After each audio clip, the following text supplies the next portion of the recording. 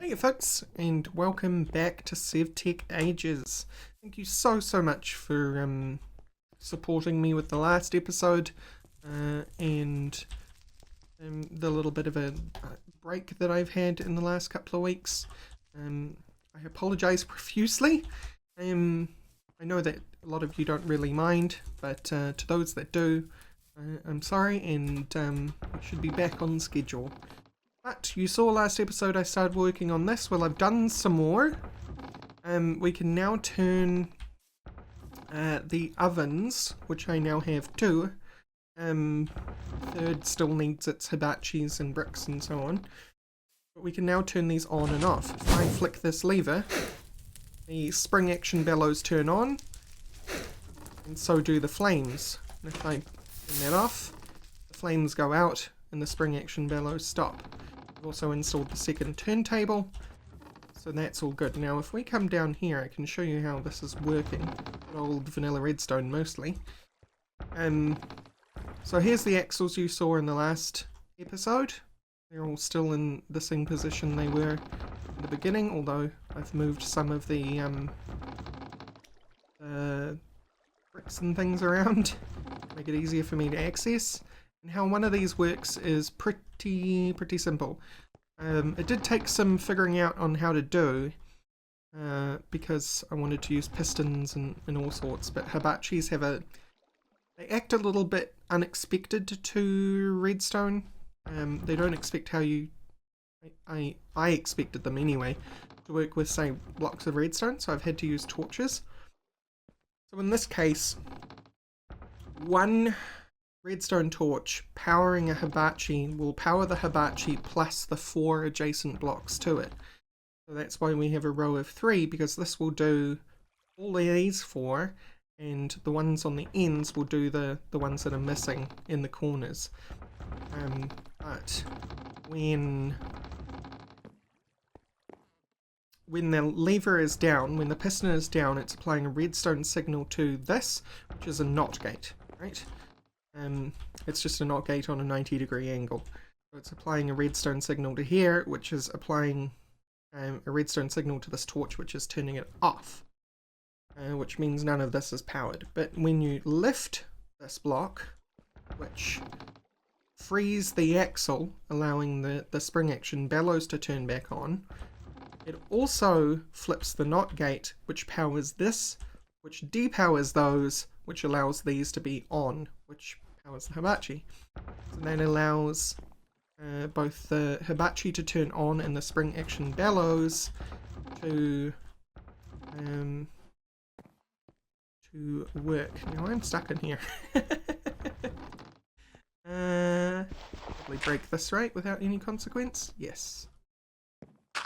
Right. So yeah, that's how that's gone. It's been quite a fun build. And we will probably try and finish it off today, actually. I didn't want to install the third one off camera. Break on out of here. It's kind of a mess under there. I might think about putting an actual featured access way to go under there so that you can look at the axles and things, but for now it's just blocked off. You dig in and out to get in and out. But yeah, so everything can be individually turned off and on at will. You can have the entire thing going if you want.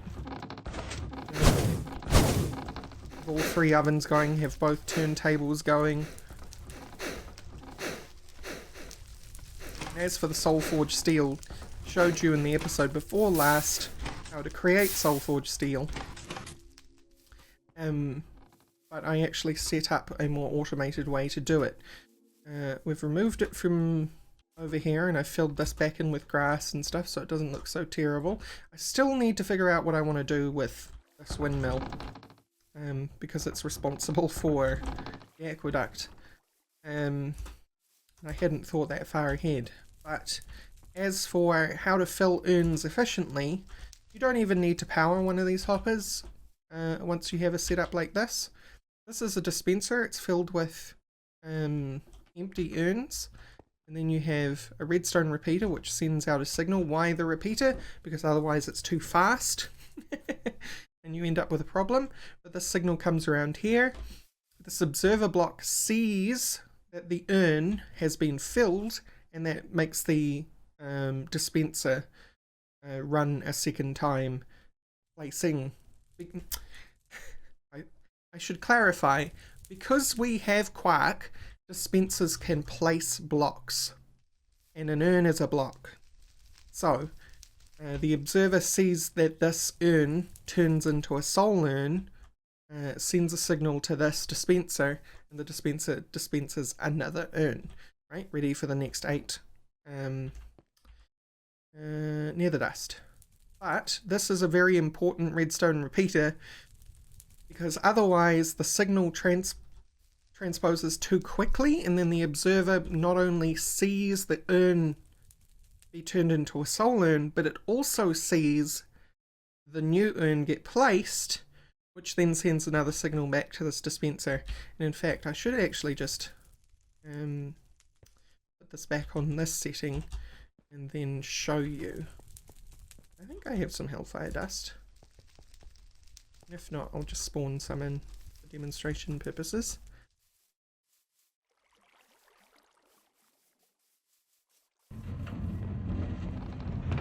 Nope, we don't. I may have some in the chests up in the house. I have like 4. It's probably not worth it for the demonstration, but netherrack. Our netherrack. 8 of it. So if I throw this in here, and it's on the fastest setting now, so it should trigger twice when I throw this in there.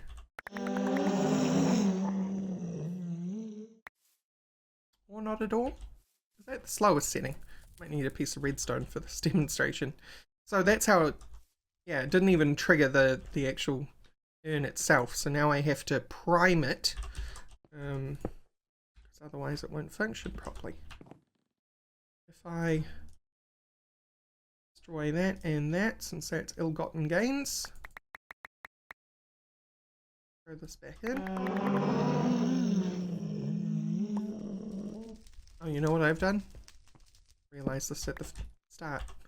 I'd only just moved this, so the repeater was around the wrong way. Excuse me while I sleep. Alright, let's try that again. 3rd time's the charm.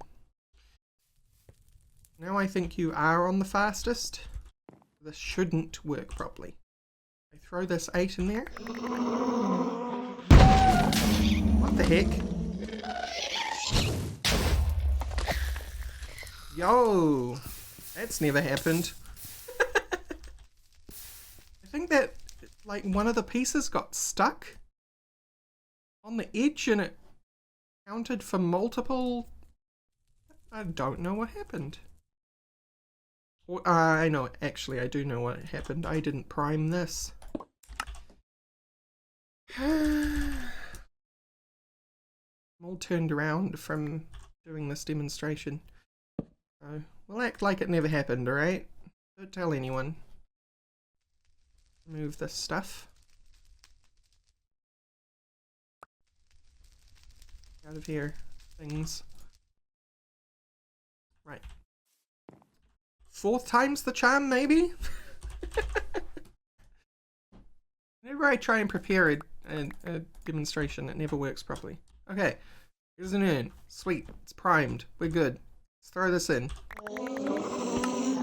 Yeah, see, it clicks twice, and it shot out a second urn, as well as the soul urn. If I put this on this setting, this urn back in there, and then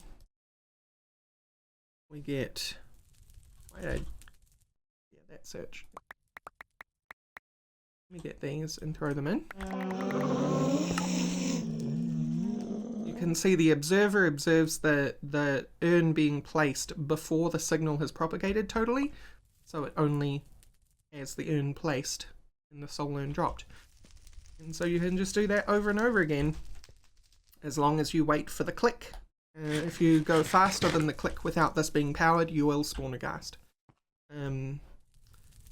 But once it's powered, you can go as fast as you want, and it'll just keep dropping urns underneath. The only thing is, if you do dump it all at once, then you're obviously going to outspeed this, and you're going to have some hellfire dust, which doesn't actually contribute. How many urns did I use in this demonstration? Like 6? Go with 5.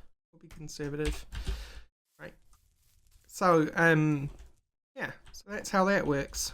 This little device. Simply made with a vanilla observer, vanilla redstone repeater, and redstone in a dispenser. If you don't have Quark installed, you can actually use a block dispenser from Better Than Wolves, and it works exactly the same way as this does. So you use a block dispenser there. The only problem is you need an anvil for the block dispenser, so you need to have manually made some soulstone prior. So I've made this soulforged steel anvil so that we can create lots and lots of spring action bellows, which we've already done. These are ill-gotten gains too. Right. So that's where we're at, and mostly we just need to make our last hibachis now, which I have plenty of hellfire dust for. I went and hunted some blaze queen episodes, dust, blaze dust, for the purposes of creating fuses. 9 redstone, 9 blaze dust, and 9 spring. Somewhere around here. Yeah. Right.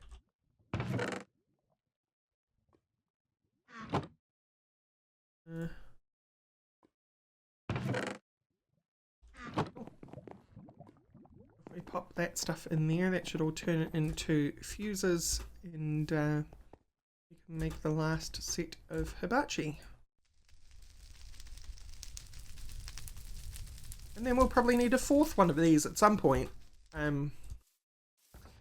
mean, obviously, you don't need all 9 hibachi, you only need technically 1, as long as you've got it bellowed.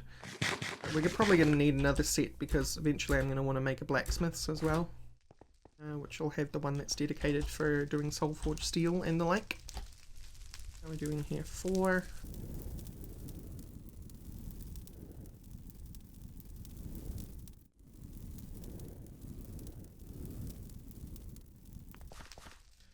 I know the Potter's isn't the most glamorous building we ever made, especially since we have access to H3, which is that we're meant to be technically getting into things like I can remember immersive engineering, but it's fun.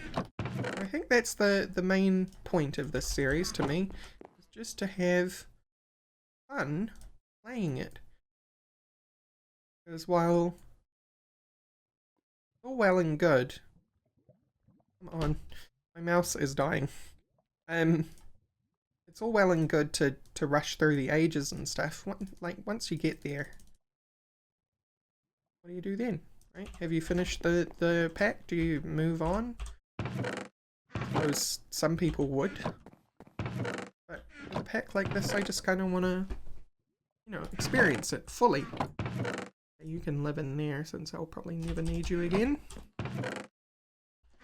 It's not necessarily true. What are the other uses for you? Okay, yeah, I'll probably not need you again. Only match picks. Match picks are just basically flint and steel with a pickaxe. Very, very niche market. This is off. So I do that.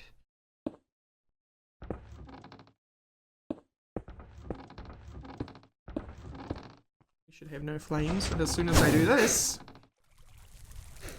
yeah. Now we just need the bricks. By the way, I keep waiting for this. I turn it off now. bellows get stuck down. So I have to wait until the bellows are up before I turn it off. What are you doing for food? We can move on to donuts.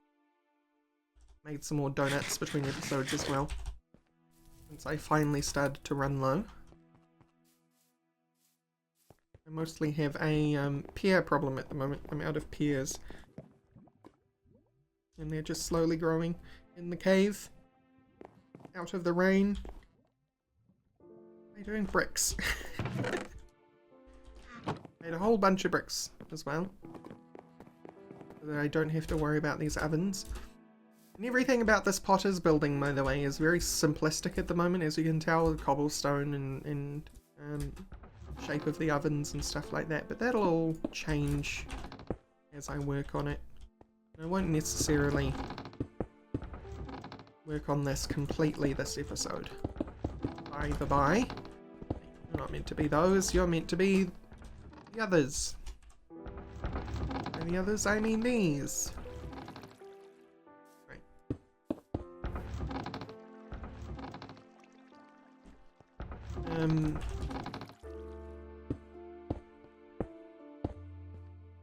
So basically the way that I've built these is to give a suggestion of a chimney, because later on I am actually going to put a chimney in, you know? Give the suggestion of the shape of the oven and the suggestion of the shape of the building. I think you all kind of picked up on that stuff. What I found interesting about the comments on the last episode is that a lot of you pointed out that even though I wasn't speaking, you could kind of understand my thought process better because I wasn't talking. Or at least that's how I interpreted the comments. A lot of it is about I always use this example, but it's like sculpting, right? You start with a block of stone, and then you start bringing that block of stone into a suggestion of what you want to make, and then you start working on the details. Like, you have a suggestion of a head, you have a suggestion of a torso if we're making a bust, and then you start carving in the nose and the eyes and the mouth and the ears, and everything goes all in their individual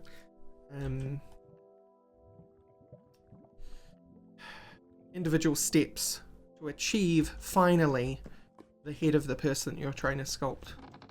And I've started filling in this so it doesn't look totally ugly when I'm coming down these stairs and looking around, because every time I came down these stairs and walked this way, I would see the dirt and stone here that I hadn't done anything with, and I finally got sick of it. Right. So we officially have 3 working ovens and 2 turntables in our potter's building. Isn't it beautiful? Is it excessive? Absolutely.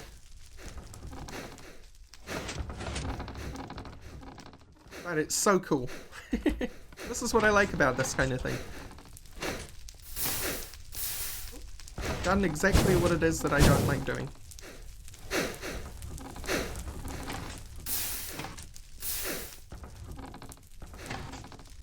I still need to do something with this, because this is ridiculous.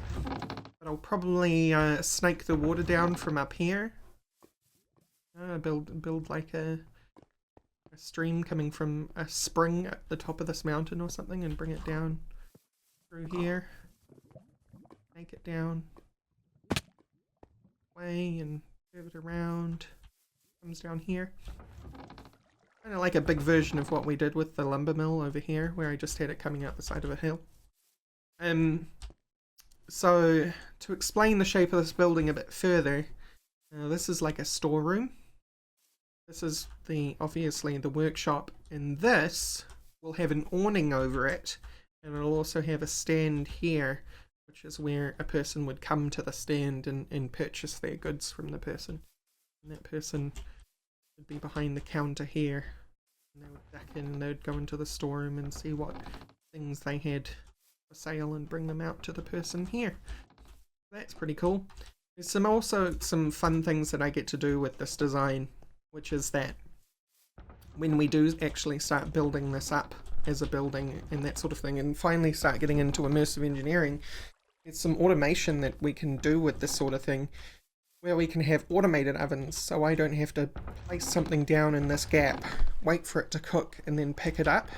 Instead, we can have things where, like, we replace one of these bricks with a dispenser, and the dispenser will dispense what we're cooking and have something like a hopper or something which picks up the item after it's done. Hopper can't be this one though, because this is the brick that's important to the actual multi-block. You can replace any of these as long as it's a solid block, including things like dispensers and whatnot. So eventually, where I'm going with this whole build is that I want it to look like it was an old ancient village, right? Roman style village, and it was built up over time and that sort of thing, but as technology evolved, instead of knocking down buildings and replacing them with new and shiny things, the people of this place just like butchered the buildings they were already in and started snaking pipes and whatnot through them in a really kind of industrially aesthetic pleasing way. So that's where I want to go with that. So it's kind of like Roman diesel punk in the end. That's where I want to take this. So we'll see how that goes.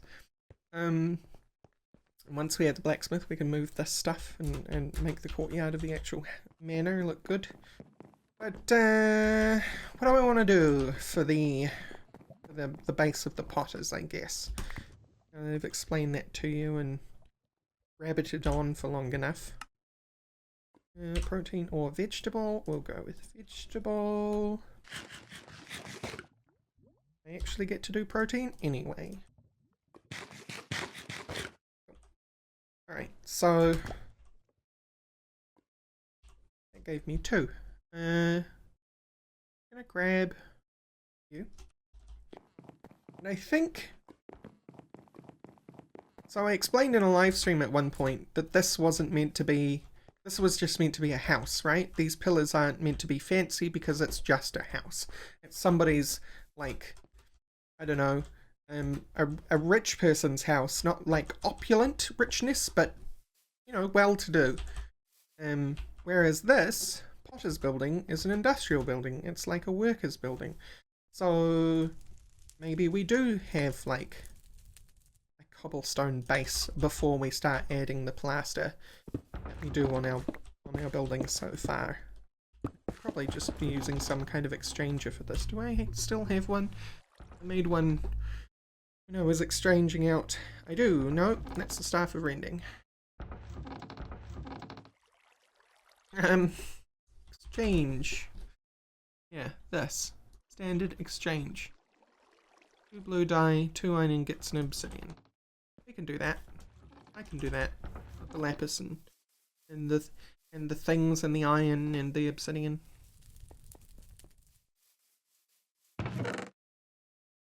Iron. Might end up adding building gadgets by Direwolf to the pack. I'm not really sure what Darkosto's plans are in terms of updating Sevtech. I know that it's not done. But he's working on Sky Factory 4 at the moment. Oh, this has to be blue dye, huh? Well, we'll grind this up then. Yeah, so I don't know when he's planning to come back, but if it's going to take him a while to bring the new update to Sevtech, then I'll end up adding building gadgets, and it'll be a nice exchanger that we can have, because we'll soon be in that kind of futuristic tech level.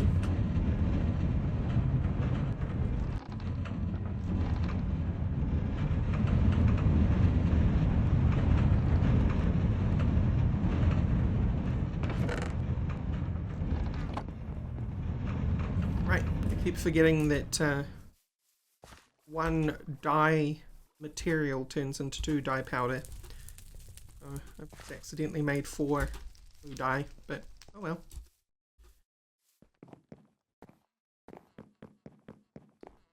Here.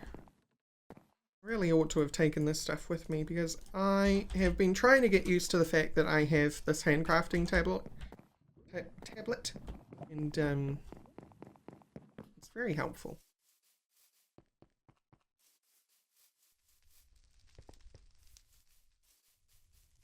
Left, right click. Nope.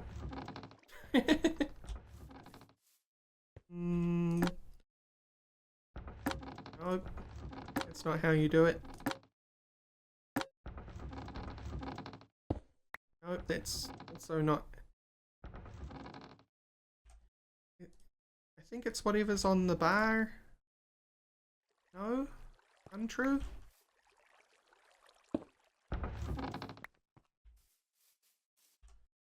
Instructions. Places blocks in your inventory, left click to change size. Yeah. With your inventory contents. Oh. See, this exchanger is useless. But it's a very simple exchanger, so I can't be too mad. Put these up there so that I can't confuse what I'm trying to use.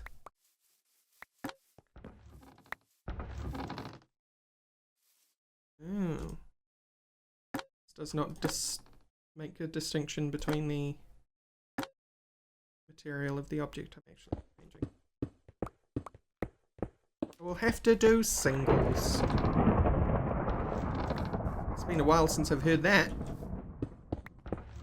It's the altar in the swamp going off.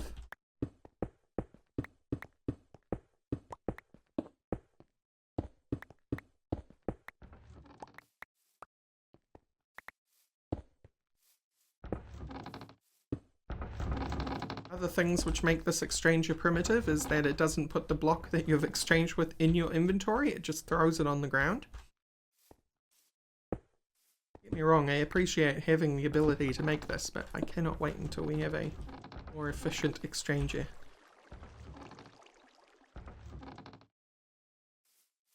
Right. I think we'll go up 2. 2 bricks. Nice.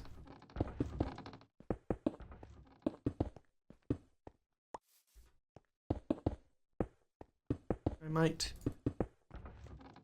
No, I not might. I will turn some of these into the cracked version and integrate them into the design.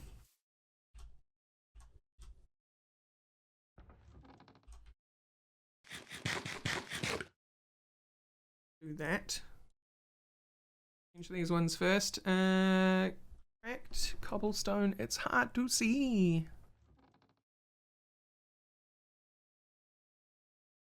I'm sorry, mobile users. I'm sorry, PC users. I'm sorry, people who have large monitors, because this is even tiny for me. This is fine, but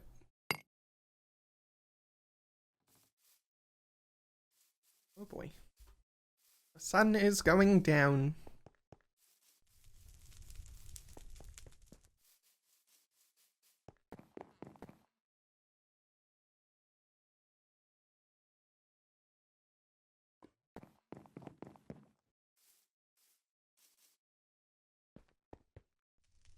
So yeah, in terms of the actual build, we can't always wait for me to create the primitive version of the building before we move on to more advanced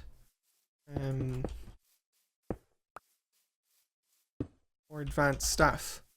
So what I'll probably end up doing is, say, if it's the blacksmith, right, and there's something else I want to put in the blacksmith, but it's more advanced, let's say like an arc furnace from immersive engineering, then what I'll end up doing is I will come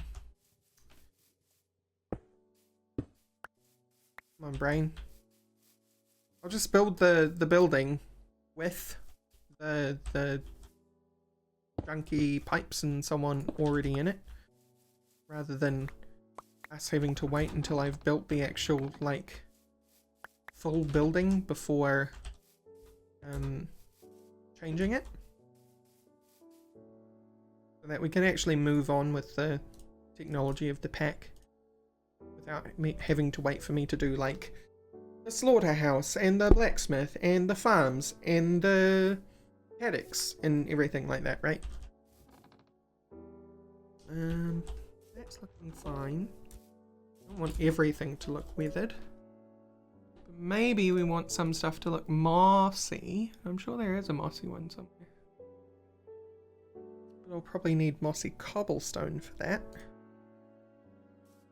Which maybe I have.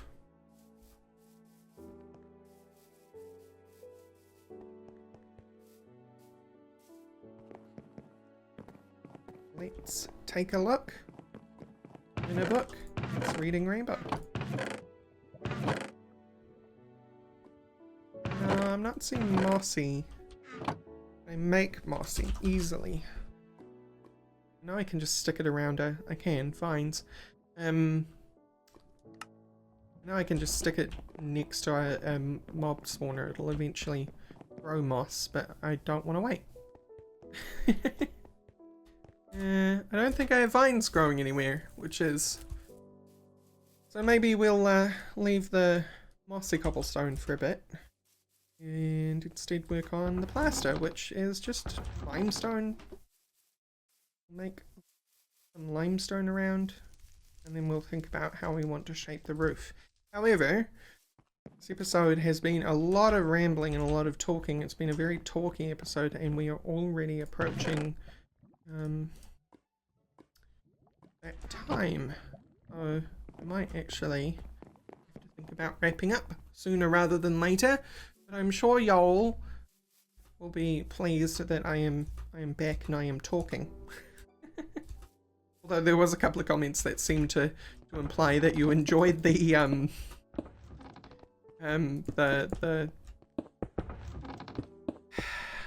time-lapse episode more than you enjoyed the normal content.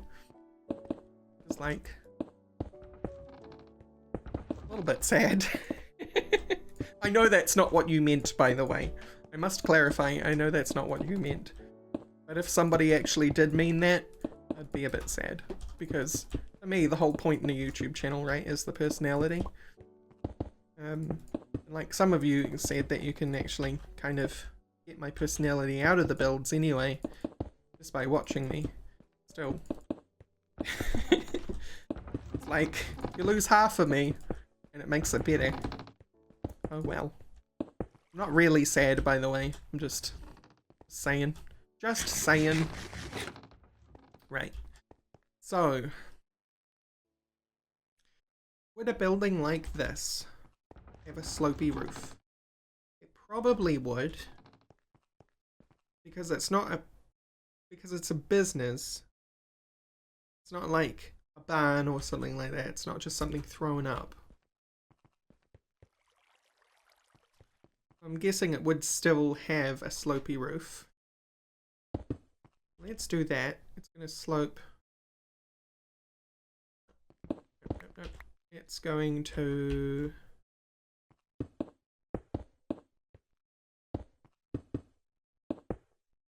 slope. So this is going to have 3 slopes. This one, and this one. And this... Gosh, this would be a big slope if we gave it one. I'm not so sure what to do about you. Hang on a second. Open up the old web browser over on the other screen. And I am going to look at Roman buildings. Roman granary would be a good one because that's a huge building. See what the interpretation of them is. Right, they do have pointy roofs. They do.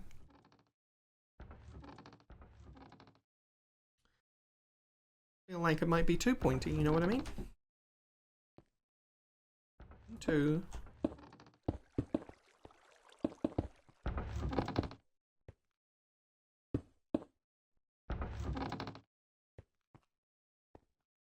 Yeah.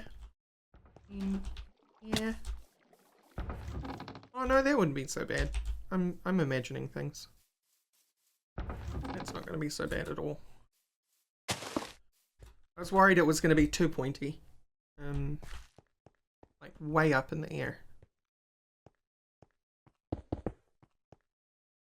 would look silly, but I suppose because our slopes are shallower because of the way I've done those tiles, it's not going to be so bad.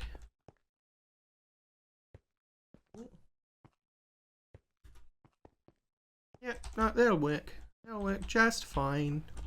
Right. I'm not actually going to put the roof on today. We'll have to do that tomorrow. Or next Thursday for you guys. So thank y'all for watching, and I will see you next time. Bye-bye.